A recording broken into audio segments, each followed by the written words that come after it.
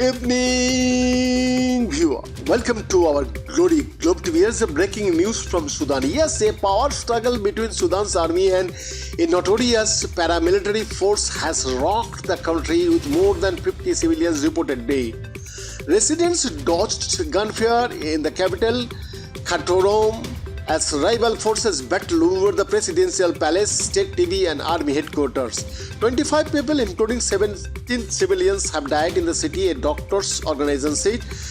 The clashes erupted after tensions over a proposed transition to civilian rule.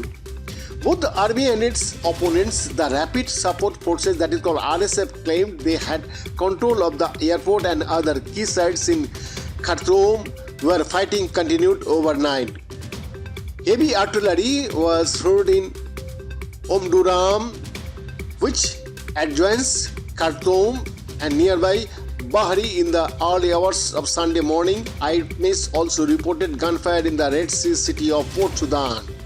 The army said jets were hitting RSF bases and the country's air force told people to remain in their homes on Saturday night while it conducted a full aerial survey of paramilitary activity.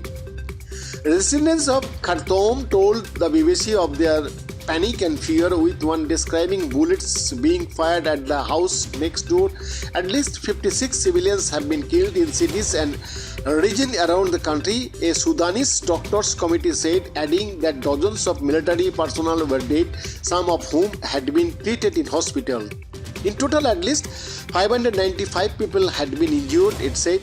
3 employees for the World Food Programme, a UN body that delivers food assistance to vulnerable communities, were killed after the RSF and armed forces exchanged fire at a military base in Kapkaviu in the west of the country.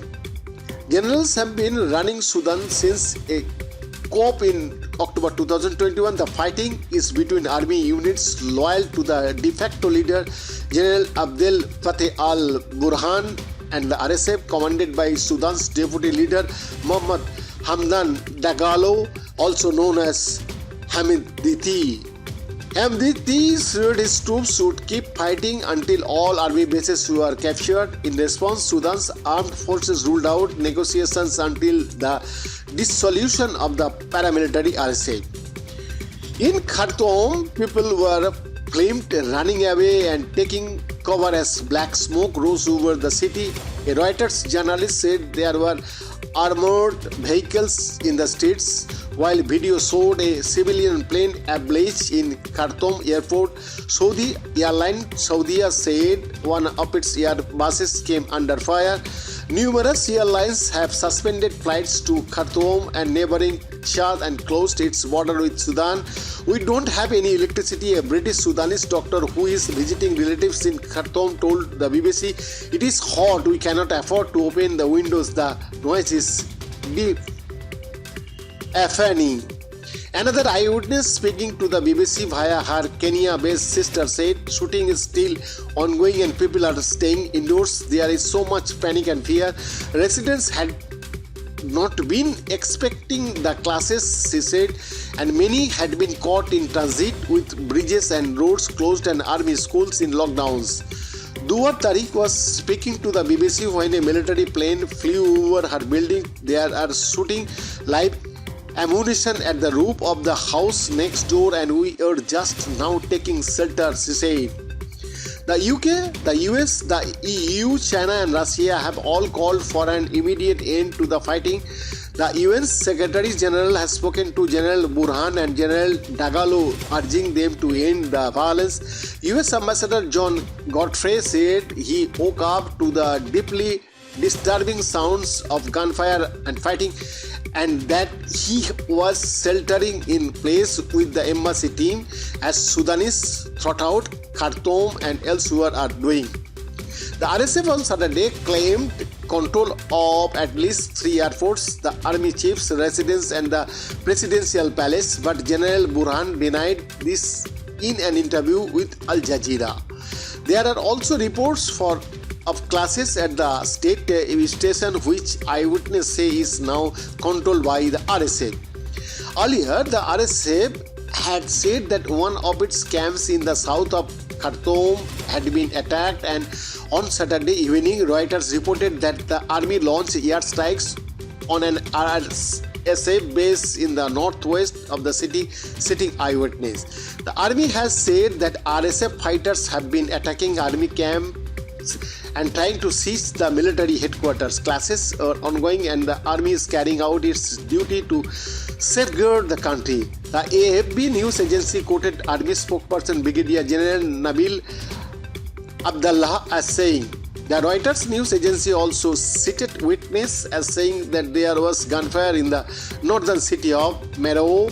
The RSF released a video that it said showed Egyptian troops who had surrendered to them in Meroe.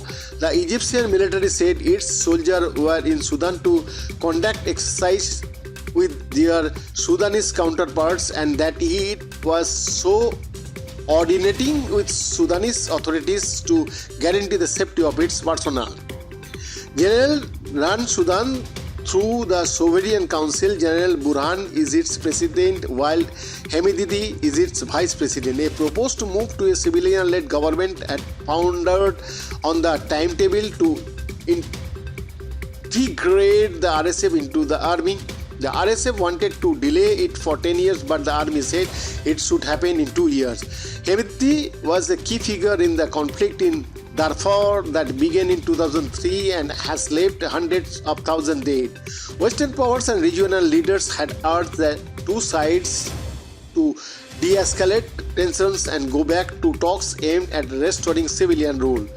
There had been signs on Friday that the situation would be resolved.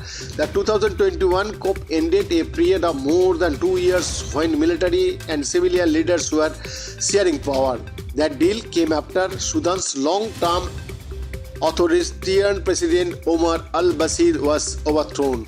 There have been regular pro-democracy protests in Khartoum since the COP.